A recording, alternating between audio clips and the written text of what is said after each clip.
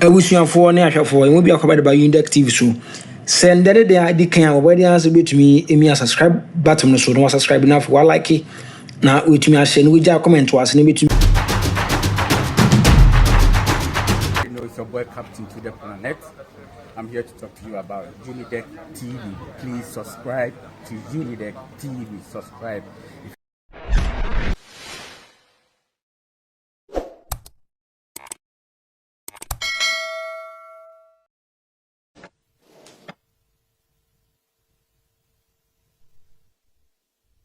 Honorable Minister, could you introduce yourself and the other members of the committee?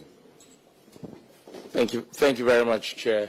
My name is Samuel Nate George, Member of Parliament for Dingo Prampram and Minister for Communication, Digital Technology and Innovation. I'm joined this morning by the Honorable Adams Mohammed Suparu, Member of Parliament for Sisala West and Deputy Minister for Communication, Digital Technology and Innovation. We have the Chief Director, Mr. Yao Alexander Afo of the Ministry. We also have the Director of Finance. Minister, I'm sorry, we would like to hear their voices also. Well noted, Chair. Thank you. Thank you, Chairman. I'm Mohammed Adams Supero, Member of Parliament for Sisala West, and also Deputy Minister for Communication, Digital Technology and Innovation. Thank you. Good morning, Chairman. My name is Alexander Yao Afo, Chief Director, Ministry of Communication, Digital Technology and Innovations. Good morning, Chairman. Please, my name is Sylvia Amoro. I'm the Director of Finance, Ministry of Communication, Digital Technology and Innovations.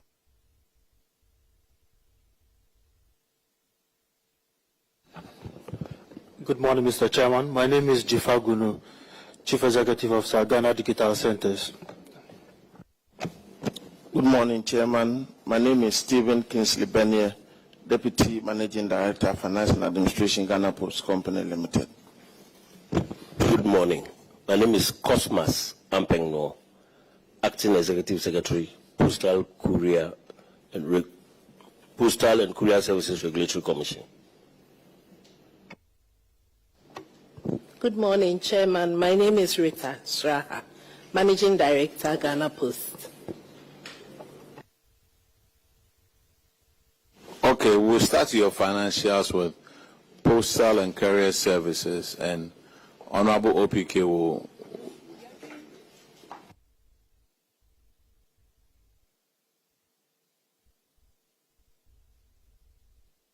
Honorable Minister, we have a lot of things to clear with you before we start. And let me start with non-payment of yearly advance of $6 million.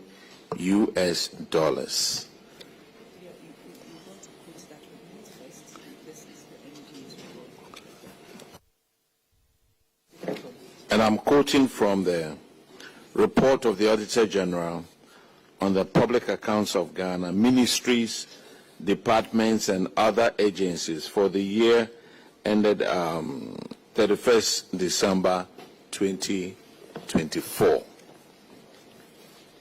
Now, the ministry, there was a contract of commercialization of e-government infrastructure between Ministry of Communications and Digitalization. That was a name during her government's time. Now we have changed the name. You said what? No. And infrastructure. And Lebara Ghana Limited, signed on August 15, 2018, says that during the term of the initial 5-year period of the contract, Lebara Ghana shall make an advance payment of $2 million for the first year, and thereafter a yearly advance payment of $1 million to Ministry of Communications and Digitalization. Pursuant to clause 4.5 of the principal contract, Lebara Ghana Limited assigned all its rights and responsibilities to Smart Infraco. We noted that between 2020 and 2024, Smart Infraco a special purpose vehicle, failed to remit to the ministry a total amount of 6 million as yearly advance payment, which becomes due on the first quarter of each year. And then it has a yes over here.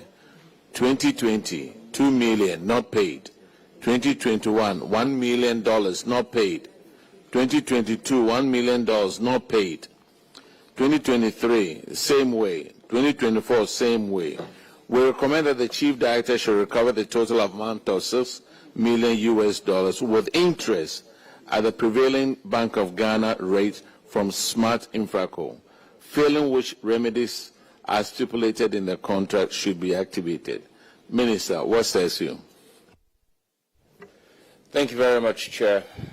Chair, this contract actually started in 2015 when I served on the board of the National IT Agency. In fact, Madam Rita Straha, who is today Managing Director, was also on the board at the time when that board approved for the then MD to engage Libara.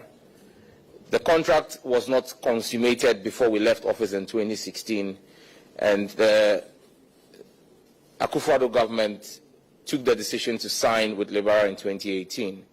The terms of the contract are as you have read out in the Auditor General's report. However, we have been appraised of addendums to the original contract. Addendums which have sought to alter the letter and spirit of the original contract. The original contract was for Libara Ghana, a private company, to commercialize the excess capacity of NITA, the National IT Agency. There had been about $300 million worth of investment by the John Mahama I administration. And so we asked that the infrastructure of NITA should be commercialized and there should be a profit sharing between the private entity and NITA. However, we were very clear that it should be on new business.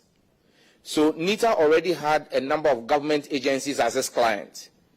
That business was supposed to be exempt from this commercialization because this new entity was not going to be bringing in this new business. But for example, on the Eastern Corridor Fiber, you had 48 core, and at that time we were using less than 6 core. And so to commercialize the rest of the infrastructure, we said we needed a private vehicle to do this. There were 120 LTE base stations which we thought could be commercialized. Mr. Chair, or Madam Chair, it's become evident to us that there have been 2 addendums that have changed the contract, handed over fully the entire government infrastructure to this private entity. In fact, an SPV was set up called Smart Infraco that took over all rights of Libara Ghana. Now, I have referred this to the Attorney General for his advice, and so, but the issues we have raised for the Attorney General to advise us on is that the terms of the original contract stated that Libara could not assign more than 20% of their rights to a third party. Now, the current situation is an SPV has been set up called Smart Infraco that has taken over 100% of Libara's rights. The other issue that arises is the fact that when we took over the ministry and there was the need to change passwords for some government agencies, it became clear to me, and unfortunately my Director General for NITA is not here, he's a bit under the weather. NITA had no access to the National Data Center. Minister, you mentioned that the terms had changed in one breath, and in another breath you also said that they had also amended the main contract. So isn't the change of terms, wasn't it as a result of the amendments of the original contract? Exactly so, Madam Chair. But again, I leave this for the advice of the Attorney General and the lawyers, that you cannot alter the terms of a parent contract in such a manner that vitiates the intent of the original contract, because the original contract said you could not assign more than 20%. Now you have a situation where you've done an addendum that has taken over the entire rights and handed them over. So again, that's a question for the lawyers to determine if that is legally right and permissible by our laws. But the change in the terms are on the basis of that addendum.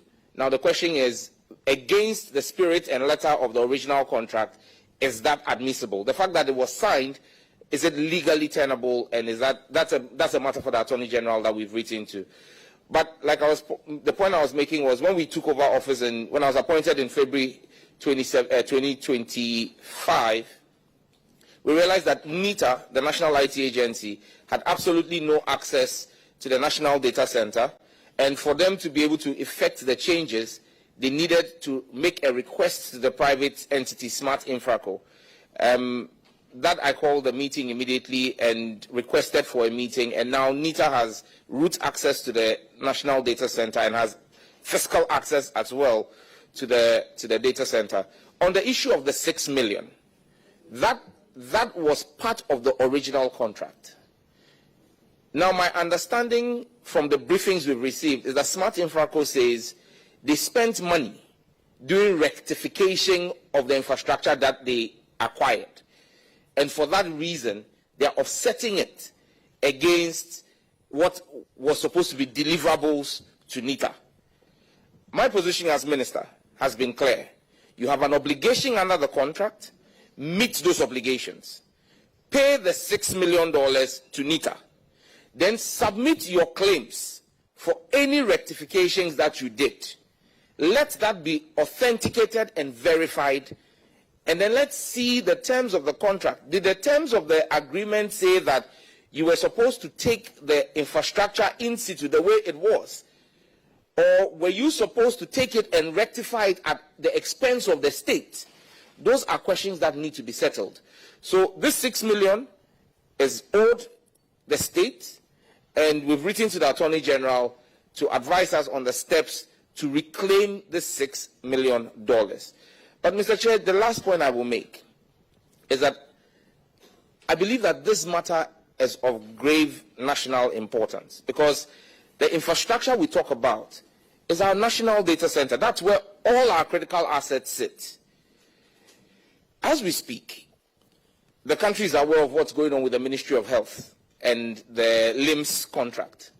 Mr. Chair, the Ministry of Health has reached out to us to provide some support for the stopgap measure they want to do. Now, we are being told that that contract, which is not being, or this service that we are going to render from the National Data Center to the Ministry of Health, must be signed with this private entity and payments made to the private entity. And so I have written officially to the Director General of NITA,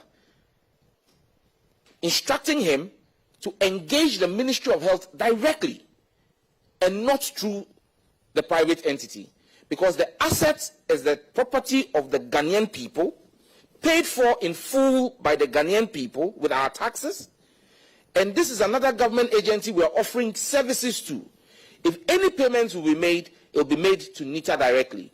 The terms of the contract must be that Smart Infraco should go and bring new contracts and new jobs and share revenue, and not that they sit back and then our government asset has been handed over to a private entity and they are commercializing it and taking all the revenue. This is what I inherited, and this is what we are trying to fix. Thank you very much, Minister. I can understand the explanations you are giving to this committee. Our concern has to do with public funds that ought to come to the public.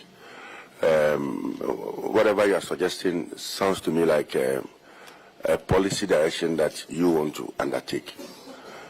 When the report came before this committee, we wrote to the companies involved, and they have also given us their response. But just so we are all on the same page and we do not take these things so lightly, I want to read to you that the report from Smart Infraco, they claim that clause 6 required that Smart Infraco restored all infrastructure within 12 months using its own capital. They also claim in clause 6.4 that the company was allowed to deduct capital expenditure, direct cost, and taxes before calculating revenue share. And in clause 12 of the same report, it also states that there was a second addendum which overrides the original contract in case of inconsistencies. And I seem to understand your concern with changes in contracts and all of that, but with a few contract law that we've learned, this is a clear case of novation. One company, one private company moving to the other.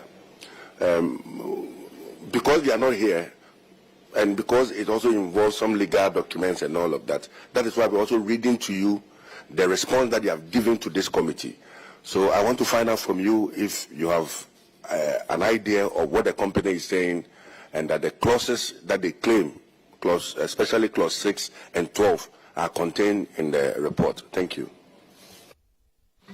Thank you very much, Chair.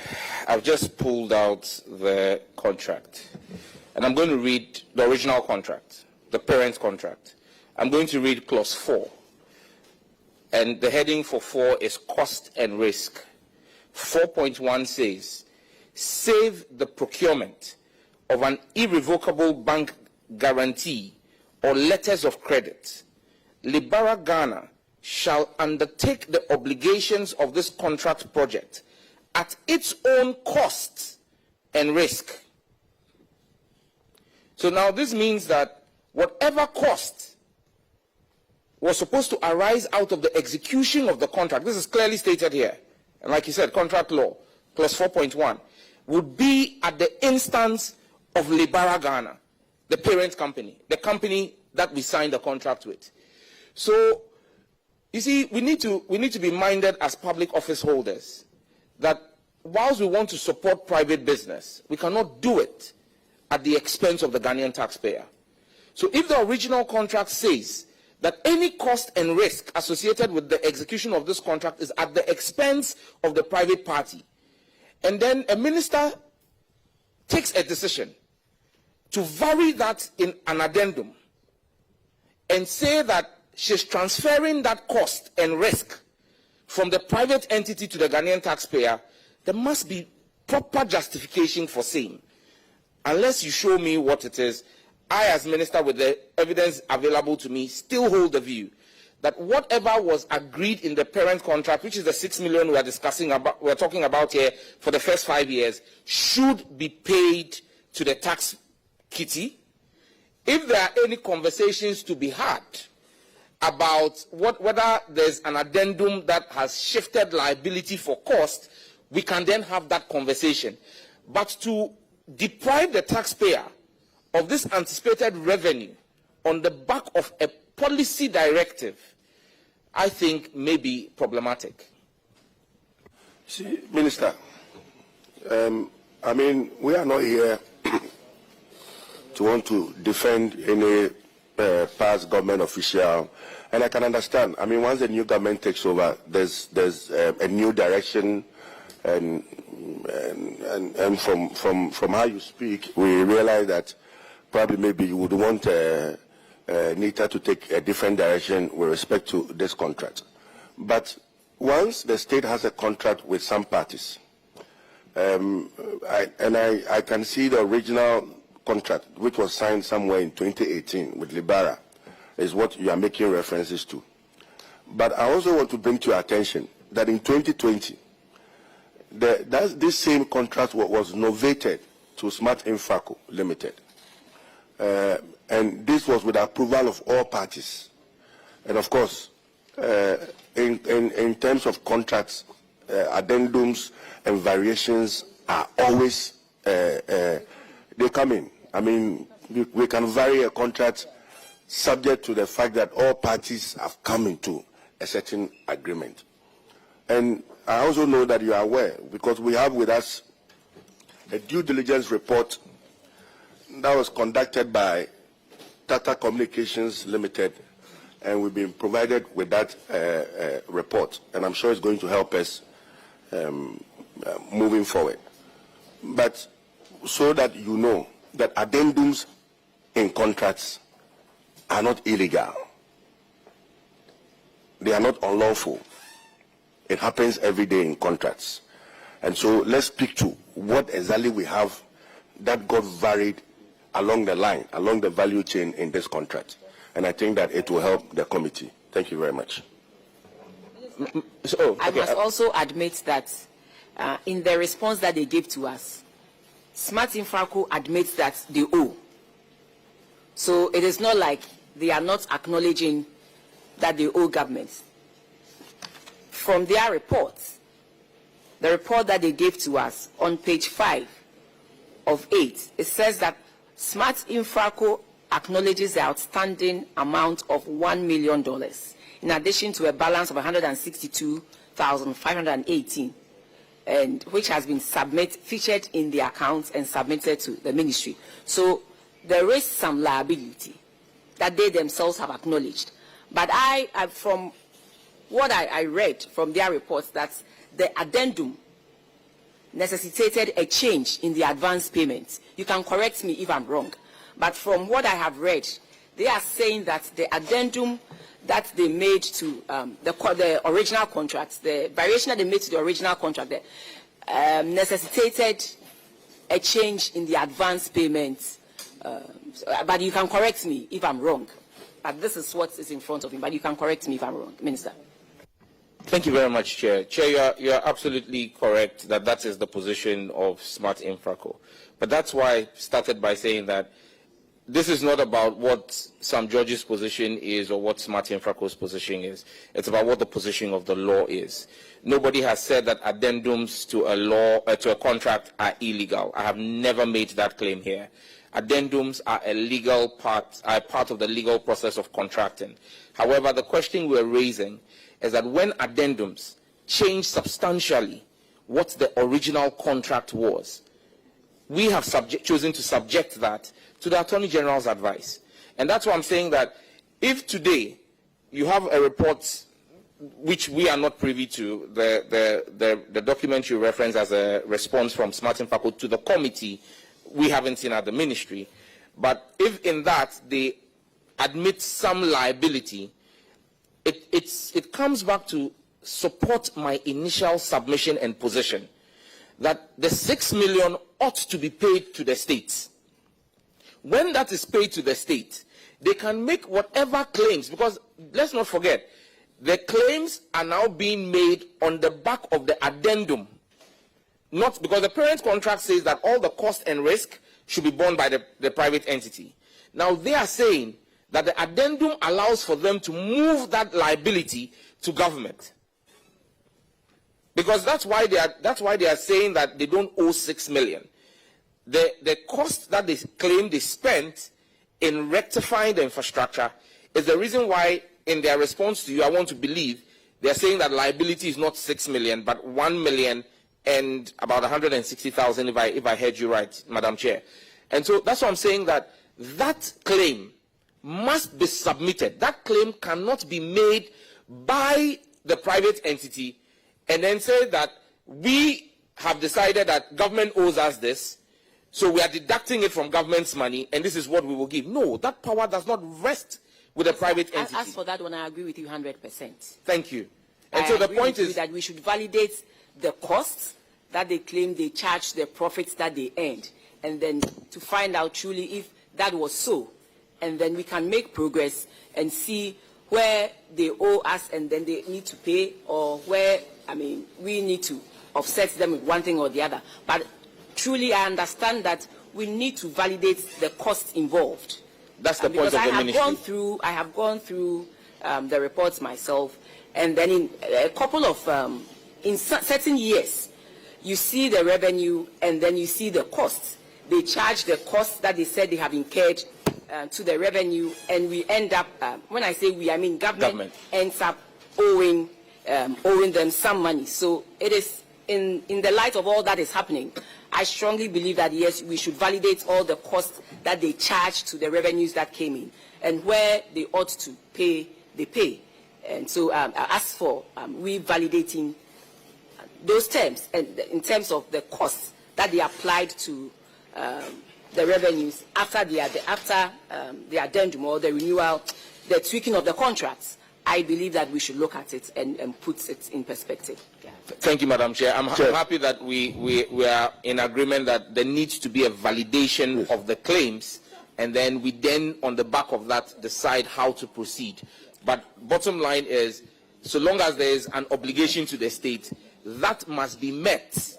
Because if you don't meet that, then, as the auditors have indicated, we will begin to charge interest at prevailing bank rates because you are holding government revenue. So it's best that they submit what is owed to the state whilst we do the validation. Because if the longer they hold it, to settle the Auditor General, we would have to surcharge them the interest on the monies that they are holding at the prevailing bank rate. Yeah, thank you. But, Minister, are you able to provide this committee copies of the original contract, the various variations that happen along the value chain, I mean, i.e. the various addendums, the first one and the second one, so that we can run that alongside the response that they gave us and the due diligence so that the committee can arrive? We need those documents from you. Can you assure the committee of these documents? Madam Chair, if I'm a minister for digital technology, if you would allow me apply digital technology, I can actually send it to you electronically right now. We will be very before I rise from the chair. We'll be very you can have the secretariat print. So I'm just going to forward it to Madam Chair and yourself. Thank you. You see, honorable members, what we need to look at is what the auditors recommended. So whether there's been a change here or there, what the auditors are saying is Smart Infraco owes 6 million.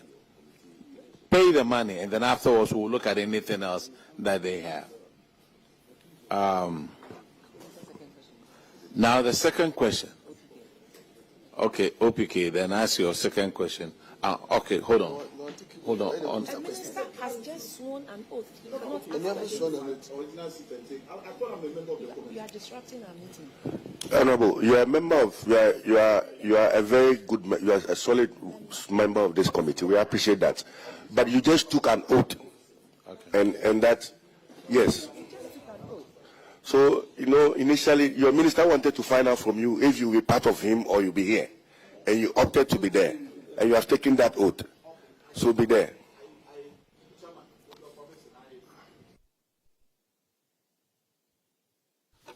Chairman, like my colleague OPK Riley said, I am a member of the committee.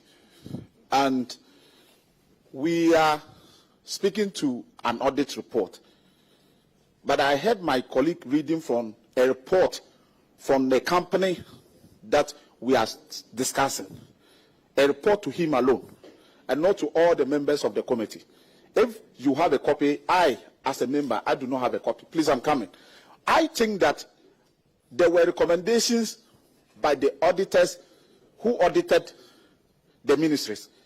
And they recommended that an amount of $6 million should be retrieved from the said company. We are speaking to the report.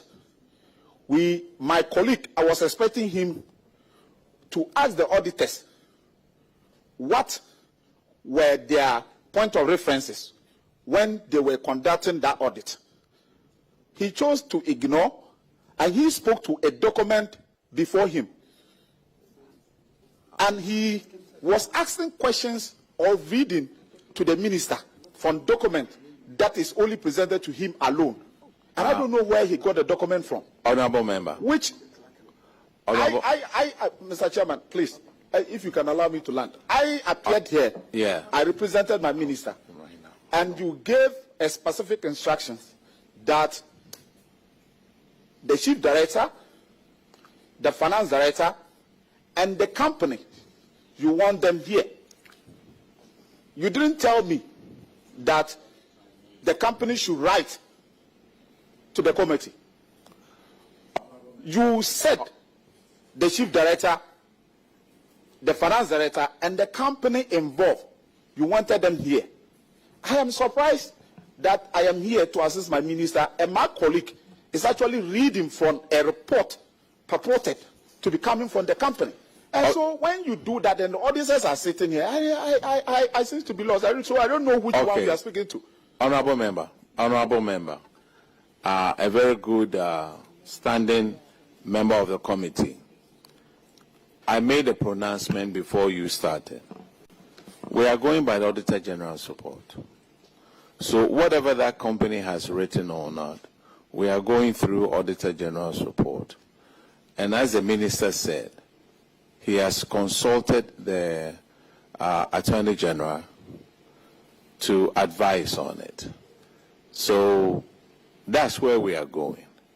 So Attorney General will advise on it, and then we'll go by what the Auditor Generals have said. So what he read is not part of the report. Whatever we discuss here is being captured by the Hansard, and I believe that that will be part of the report that will be prepared by the committee. Honorable member, that's the way we are going. We are going by the Auditor General's report. Mr. Chair, the truth of the matter is that this committee wrote a letter to the companies in question. In fact, we've written letters to Libara, we've written letters to Smart Infraco. First was for them to appear before this committee, and they gave us a detailed response, and this came from Smart Infraco because, I mean, like we all said, the initial contract was between the state and Libara, but later it was novated to Smart Infraco, and they are those handling the thing now. So whatever I'm referring to are responses that are before this committee. Yes, you may ask for copies of that. These documents came on Friday. These documents came to this committee on Friday. And the only thing that you needed to do as a member was to ask your leader, ask me that you want copies, and I'll make them available to you.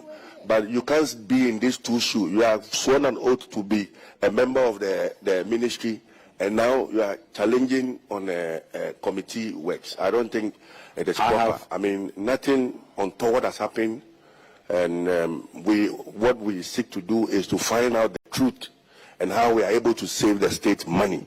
That is all we are interested in this committee. Thank you very much. Honorable members, honorable members, I have ruled on it.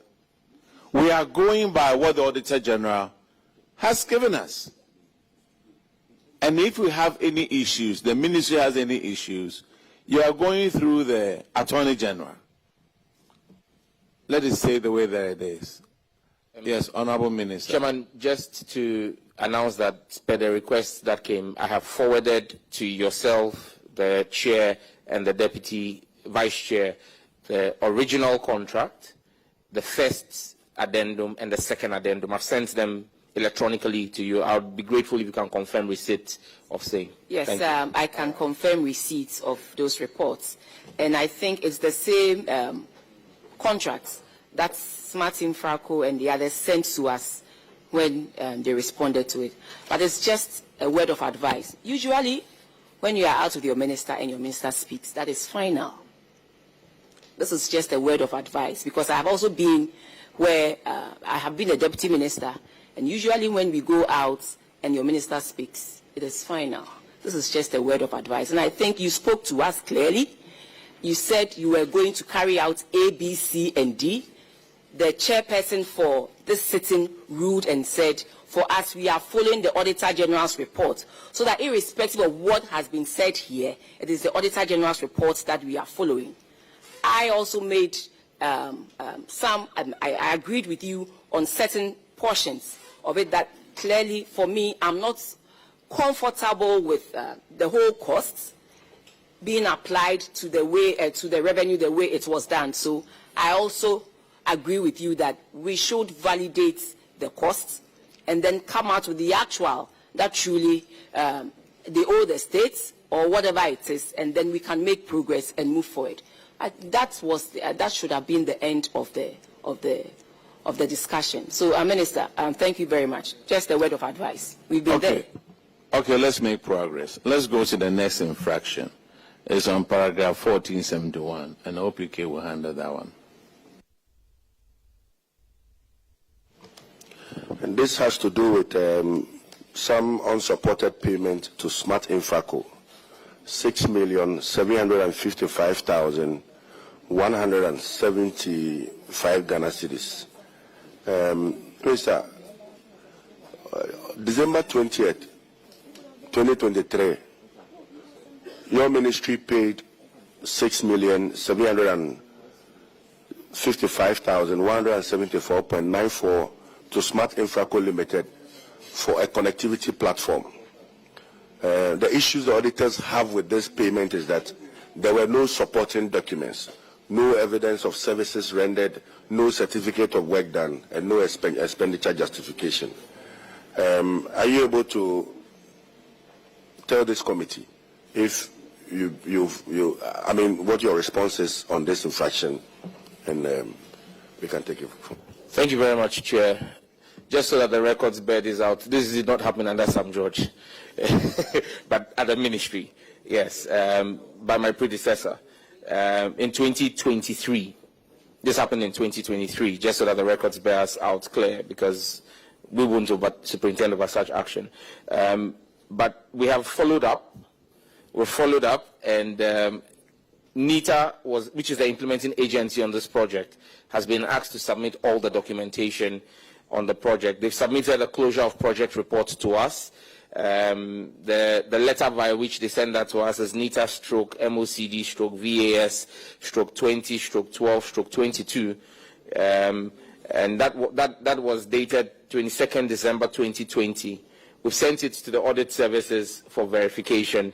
I don't know if they received it and what the status of that is, but NITA has provided us some documentation relative to that payment. Again, bear in mind that NITA is under new management, and so whatever they've been able to retrieve, we forwarded to the audit service, pending their verification. If they verify the amount, then I believe that will bring closure to it. But if they raise queries on it, then we'll need to further dig into that matter. Auditors, are you able to confirm whether or not you received documentations to the effect of these payments? Honorable Chair, will be pleased if they have it here, they provide the documents to us, because we don't have it now at the moment. The minister is is a digitized man, so he can send you soft copy. This is why you have a hard copy. Again, if they want us to provide them a soft copy, a digital copy, we can. But I also have a physical hard copy here, which I can table before the committee for the review of the auditors. But then it has to be authenticated and verified. But this is what we've received, and we have a copy here. Thank you. And you see, Minister, I keep on referring to the response that Smart Infraco gave us. Probably maybe we should make copies available to you, so that at least we are able to reconcile and get there. Because in their response, they deny this payment. They deny that these payments were made to them, but they claim that they could justify for the payment. No, I'm coming. They also claim that the Auditor General's report miscalculated or misclassified the payment, arguing that it was not part of the e-government infrastructure commercialization contract, but rather a different project altogether. And so we'll share with you their response. We'll share with the auditors their response, so that we can reconcile and have a certain agreement with respect to this, so that we know what the real challenge is. What is it that if we have to make any reference to the Auditor General, to the Attorney General, what is it specifically that we are doing? Thank you very much. Mr. Chair, I am guided, and I'm grateful to get a copy of the responses. However, I just want to make the point clear. My fidelity is to the state. It's not to a company. And once my fidelity is to the state, as a member of Parliament myself and a former member of this committee, I understand that what forms the base material for my decision making is not a company's rendition and response, but the Auditor General of Ghana's report. And so long as the Auditor General of Ghana has raised questions about that payment, even if the private company thinks that they have challenges, they can have redress to the courts, to have redress to the courts to clear their names. And sitting in this committee as a member, we've had cause to ask companies to go to court to clear their name and challenge the decisions of the Auditor General. But sitting in this chair as Minister of State, my fidelity is to the Ghanaian people and the Auditor General's report, and that says that that payment was questionable. We have raised the documentation that we have found. I think that we should allow the Auditor General to verify and authenticate and vet it. And then on the basis of the rule of the decision of the Auditor General, we can proceed, but not on the opinion of a private company. Thank you. Certainly, we agree with you 100%. Just the exchange losses alone. If I should go into their operating costs, if I should ask them to break down the 134 million for me, you will see some things that will surprise you. So it's not just about the exchange losses, but there are other expenditures that are in there that ought not to be there. You sat here and told us how you are helping Ghana Digital Center to reduce their expenditure, because they usually would have flown 6 people for just one event with one person. So these are the other things that we should be looking at, because tomorrow, if we should see this thing, what are you also going to say? Is the same forex losses? No, but there are other equally important things that I believe we should spend some time to help them with, like you are helping GDCL, help them with, and that should help them reduce their expenditure. The fact that they make more revenue doesn't mean we should spend. So that's a note of caution to Minister, your agencies. MD, yes. this is advice from the chair through me to you. You are guided. You want to take it as policy position.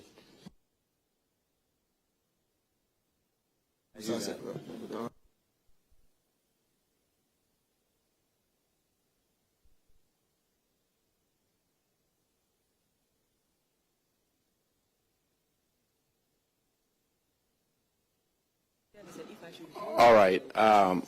Let's go to the infractions. Unretired impress of 59,877. Have we retired this impress? Has been retired and submitted to the Auditor General for verification in May 2025.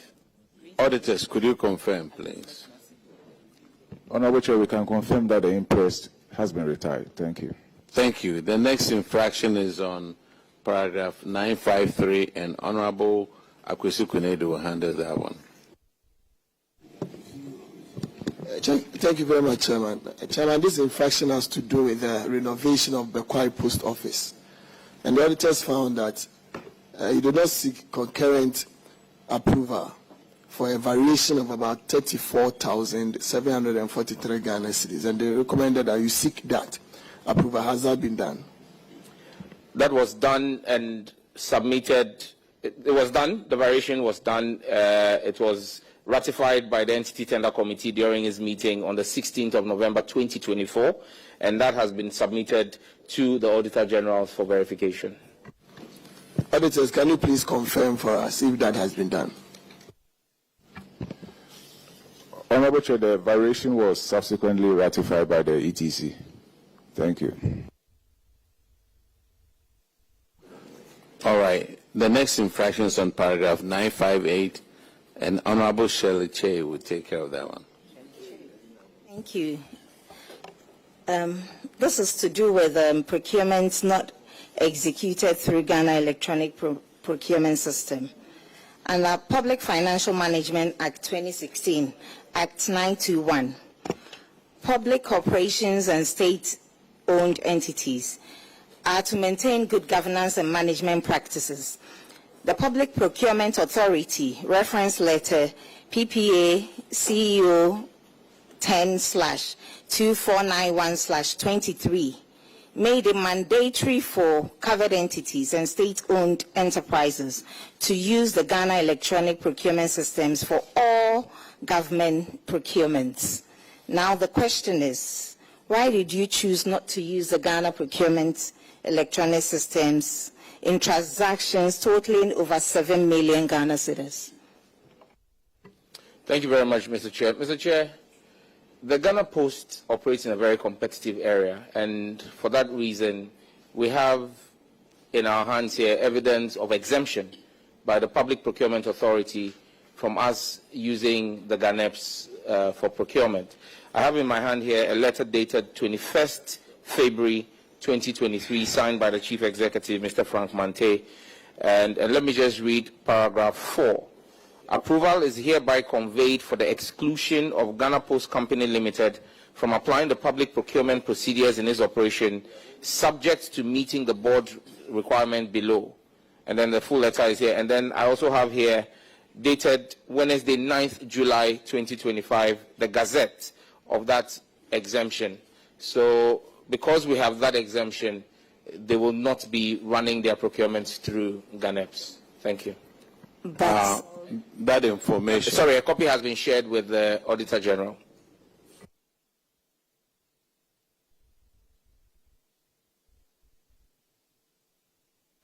So is there a reason why the auditors were not informed or were not given a copy of this letter?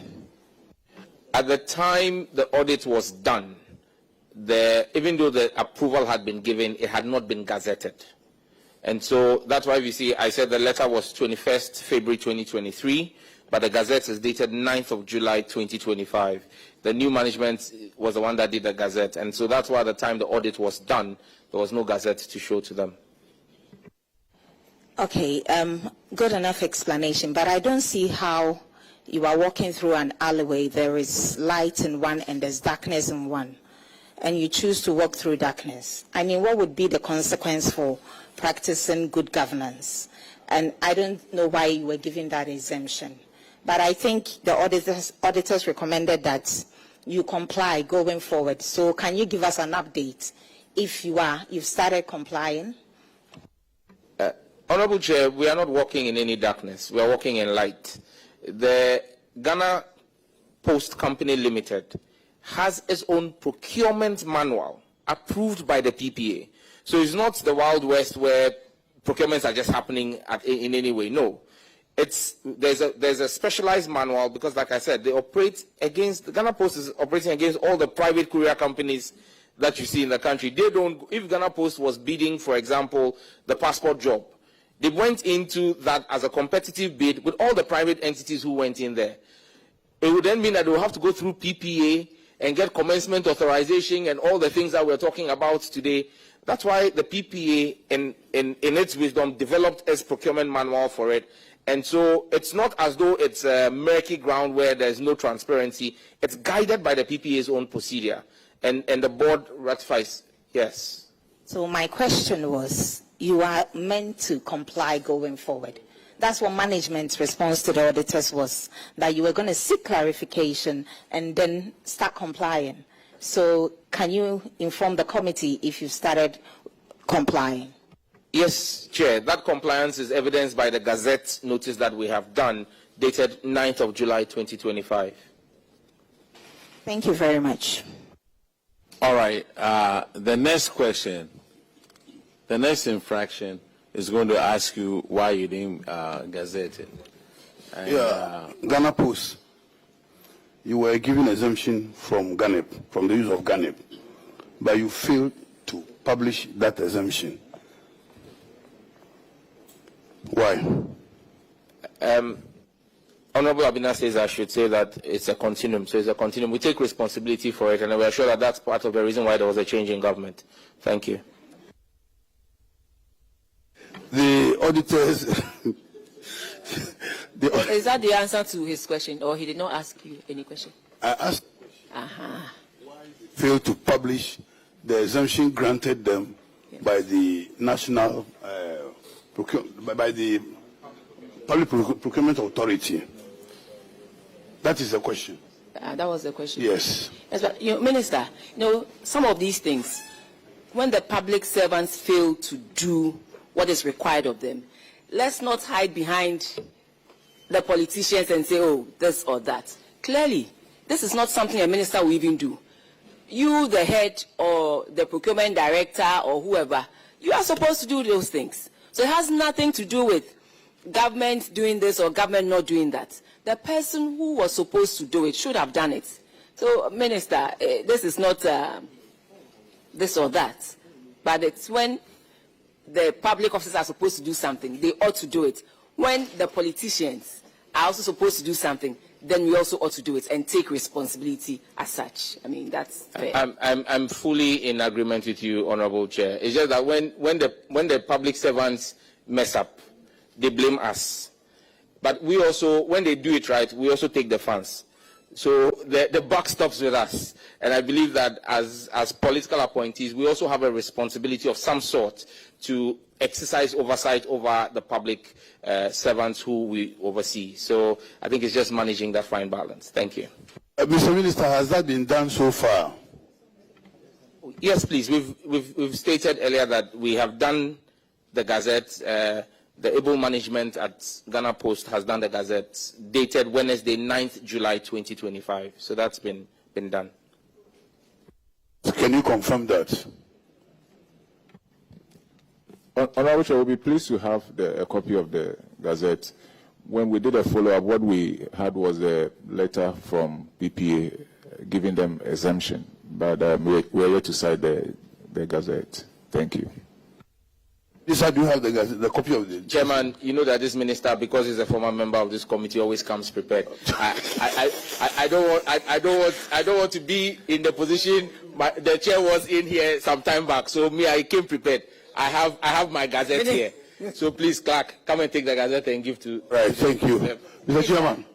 That is it. You have to wait for us to tell you whether you came well prepared or not. You don't tell yourself you came well prepared. Just take your time, finish with the proceedings. If we are satisfied with your conduct, then we will say, yes, you came very well prepared and you have delivered. So, Wajidi? Yes, Madam Chair. Hello. Okay, the next infraction is on paragraph 969, and Honorable Frankie Eboa will take care of that one. Thank you, Chairman. And this one is on failure to account for strategic partnership operations. Paragraph 969. And Chairman, with your leave, I want to read Section 11 of the Audit Service Act 2000, Act 584, which states that the Auditor General or any person authorized or appointed for the purpose by the Auditor General shall have access to all books, records, returns, and other documents, including documents in computerized and electronic form relating to or relevant to those accounts. So, with that in mind, Minister, this one, I want to advise that you allow the public servants also come in as well, because this one can be some that will be continuing. So, Ghana Post entered into an agreement with a company called Osei Investment Limited in March 2020 for the procurement, installation, maintenance, and management of their mail and parcel boxes. They open an account at Car Bank. What I mean by they open an account is the company, Osei Investment Limited, open an account at Car Bank to pay the revenue collected into that account.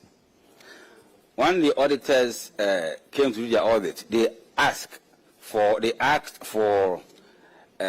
profit, the details of the profit generated, revenue, expenditure, and the bank statement of that particular account with Car Bank.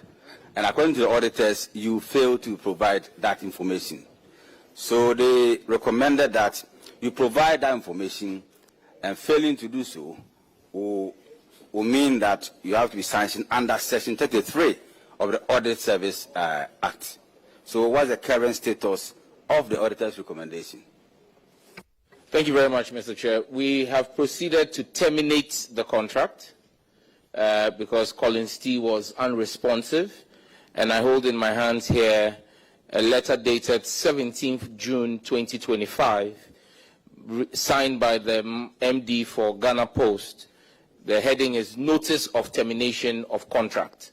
And so we terminated that contract on the 17th of June, and then proceeded again on the 12th of September 2025 to give notice to the company to recover all customer information that was in the possession of the company. So currently, the company has no contractual engagement with Ghana Post, and Ghana Post is following up with their lawyers to see if there are any funds, apart from the customer data that we've recovered, if there are any funds that are due us, to ensure that through the right legal processes, we retrieve all of those funds.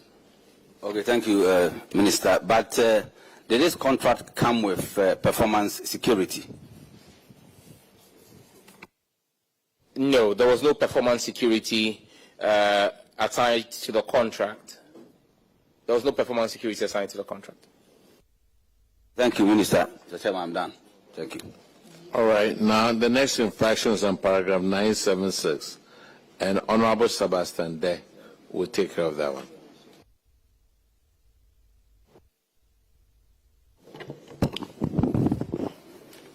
Thank you, Chairman.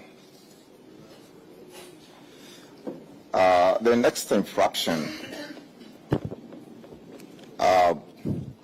actually borders on non-documentation of assets of the Ghana Post. And it's Section 52 of the PFM Act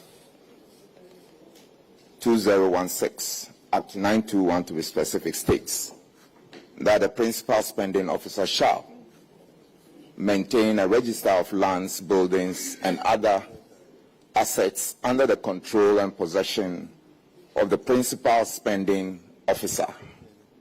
And I believe in this case that's Mrs. Shraha, is it?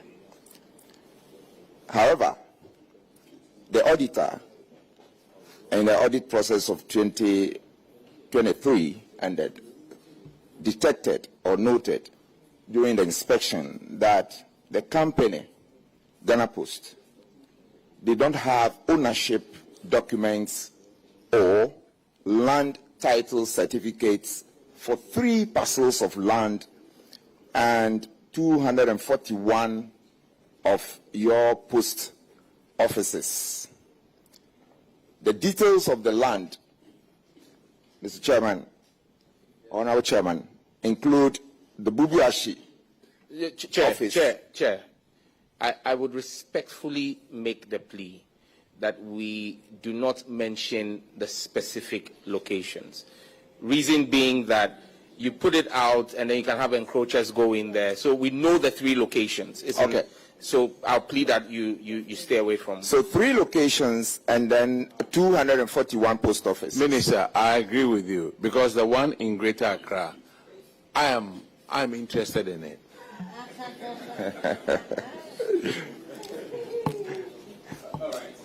Minister, thanks for that prompt. But the fact remains that 241 of our post offices do not have land title certificates or proper documentation.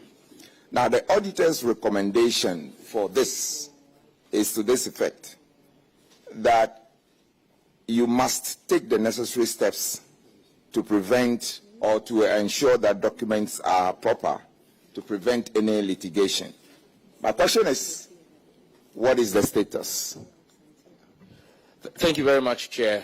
And I'm grateful to the Chair and the committee for obliging my request to leave the existing locations, because even in one of the locations, we're currently dealing with encroachments there. You don't want to have a lot more people go and encroach before you complete. But what I can state on the record is that we have started all the processes for regularization of the documents. Cadastral plans have been prepared and submitted to the Lands Commission. They have acknowledged same. They are preparing the bills for us on one of the parcels. And one of the other parcels, they are actually giving us a bill the bill was about 1 million Ghana cedis. We wrote back to the Lands Commission asking for a downward review. They gave us a 25% downward review. And so the company is in the process of raising the funds to pay, because some of these lands are huge parcels. And so when you look at the costs from the Lands Commission, again, we are minded not to just dump all of that immediately into 1 year's financial expenditure. So we are trying to regularize them. The other one, we have a 45-year sublease from the grantor. I'm sure that's the land the chairman says he was very interested in. We have a 45-year lease from the grantor. We have paid, we've made a down payment that is almost 75% of what they are asking for. And that again is even forex denominated. So we've done substantial work to secure the lands. Now on the post offices, 241 of them, they are littered across the country. And so the company has started an assets register, and an asset registry basically, and is taking stock of the locations and the conditions and situations of all the various titles, because some of them, they started a process, it wasn't completed, some nothing at all has been done. So they're in different stages, so that we can then engage the Lands Commission as one state agency to another to see how well we can stagger the payment for regularization. Because if we were to regularize all of these lands in 1 year, we'll be spending in excess of 100 million Ghana cedis, which would basically bankrupt the company. So, but we would want to start the process and work with the Lands Commission to stagger the payment over a number of years. But work is actively underway to ensure that we secure all of our assets.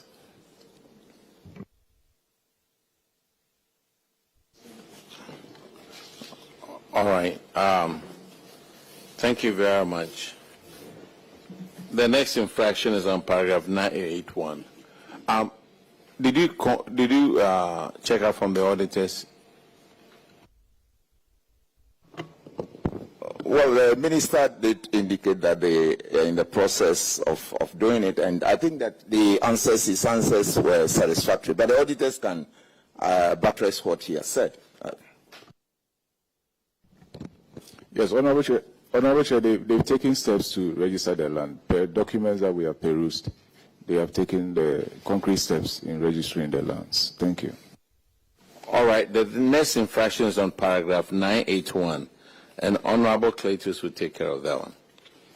Thank you, Chairman. Chairman, this infraction is on unaccounted revenue, 18,275 Ghana cedis.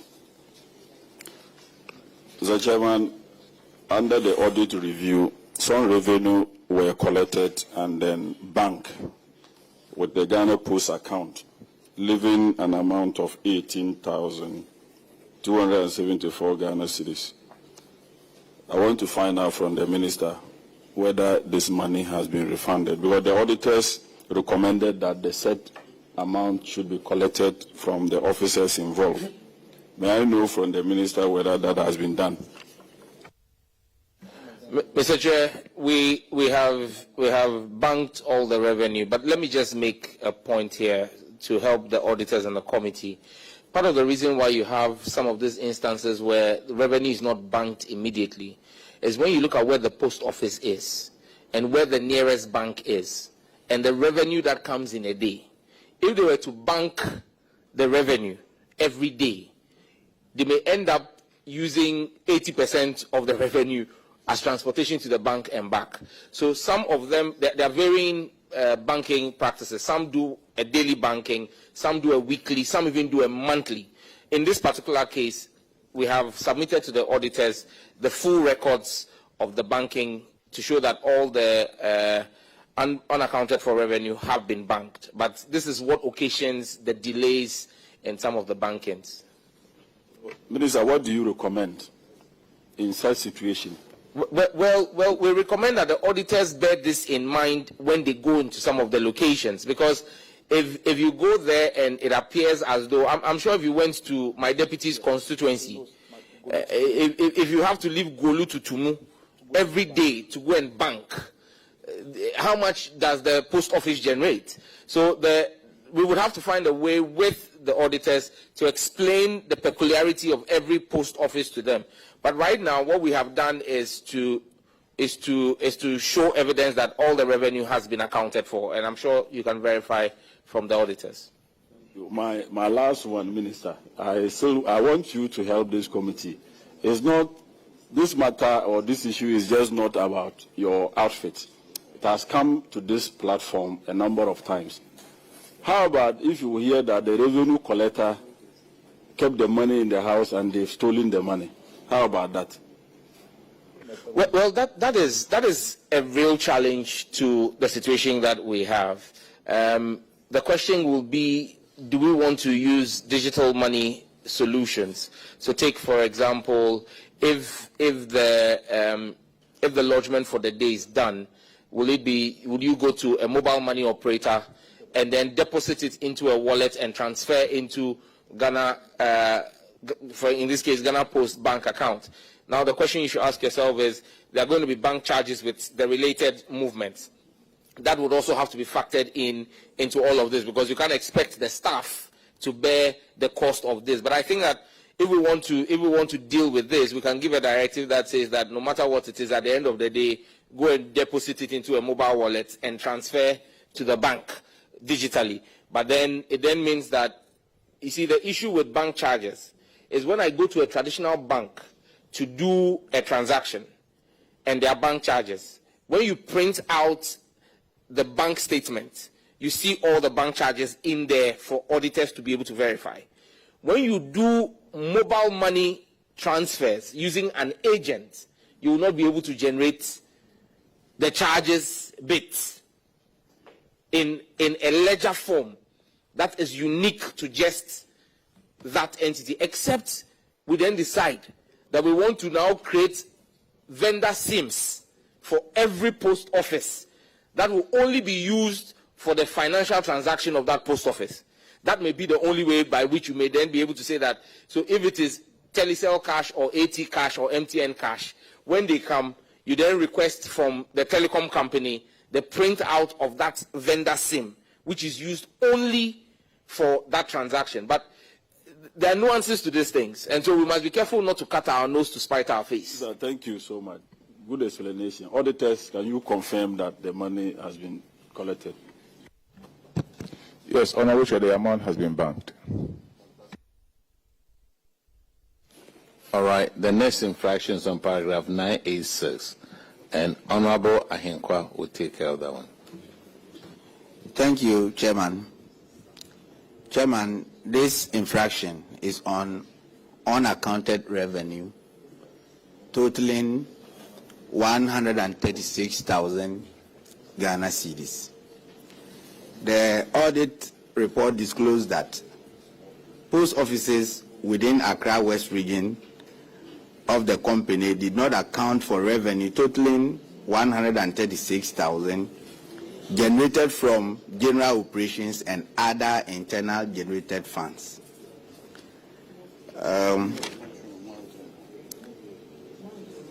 The head of Accra West region explained that the irregularity occurred as a result of delay in release of operational funds to the various post offices.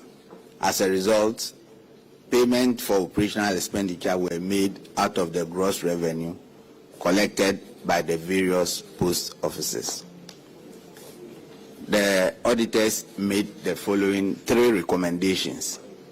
1, that management should recover the unaccounted revenue of the 136,000 from the staff involved. 2, that management should ensure that all revenue collected from the various post offices are promptly deposited in the gross company's revenue account without disbursement. And the 3rd one, management should ensure that operational funds are released to the various regional offices in a timely manner to avoid direct disbursement from the daily sales revenue. Before I have 3 questions. Who is responsible for the release of the operational funds to the various post offices. Head office might have accounted. Head office. Head office is responsible. So what was the challenge? Okay, so Chair, in responding to this the Accra West Regional District, Accra West Regional District oversees 14 post offices: Kaneshi or Doko, Dansoman Estate, Dansoman Community, Dakuman, STC, Abosiokai. It oversees 26, but there are 14 that have the issue. Abosiokai, Malam, Niboyman, Weja, Kolibu, Odupongpehe, Kaswanyanyano, and Abeka. Now, the challenge you have is that previously releases were not going on time for operational expenditure to the various district offices. So what then happens is once the release has not been made from head office, the post offices still need to carry out their daily operations. And so for whatever revenue they get, they hold some to carry out the operational expenditures, awaiting the release from head office. When head office finally makes the receipts, then they go and do the settlements in the bank. I can assure you that under this new dispensation, that's not the case. Releases are going on time, monthly, and so there is no justification for anybody to, especially in urban areas where you don't have the challenges we just discussed with the previous question, where banking distance occasions them to hold the funds for like a week or a month. In urban areas like Accra, nobody has that excuse to hold the funds anymore. We're making sure that the funds go when they have to go, they get their operational expenditure. And so this thing, they call it firm receipts. The staff people, they have a title name for it, I've just been told, they call it firm receipts. The issue of firm receipts is no longer an issue in part of our operations now, because funds go regularly.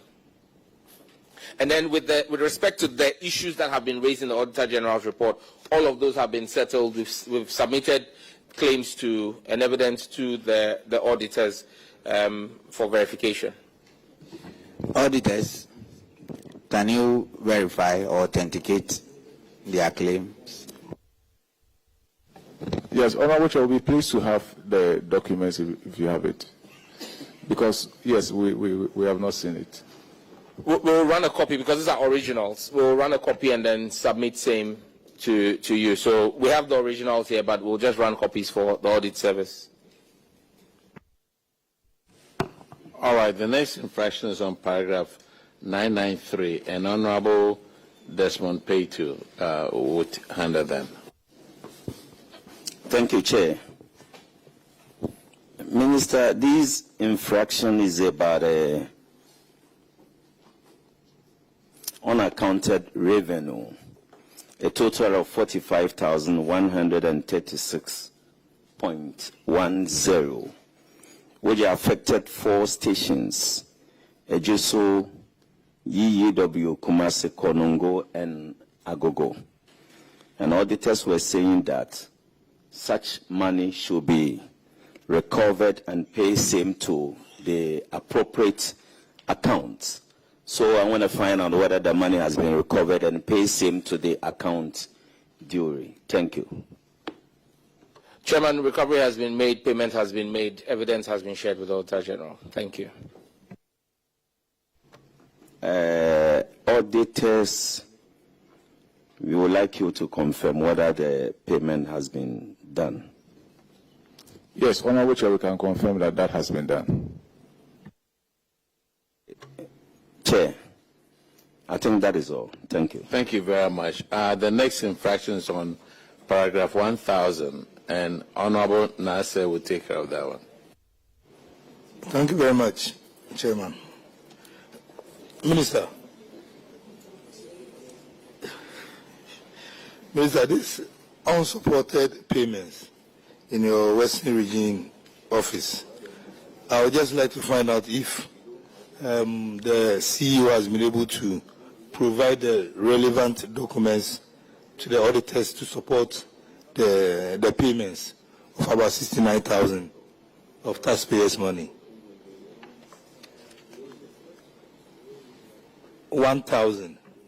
Okay, thank you very much, Chair. Chair, we have honorary receipts from the head, which we have shared with the auditors, covering the full amount from the head of the Western Regional office. Auditors, please can you confirm the claim by the minister? Yes, Honorable Chair, the payments have been supported. Thank you. Thank you very much, Honorable Minister. You and your team, you are discharged. Now we call. Abusuafoɔ ne ahwɛfoɔ emu bi akɔbɛde ba Unidec TV so.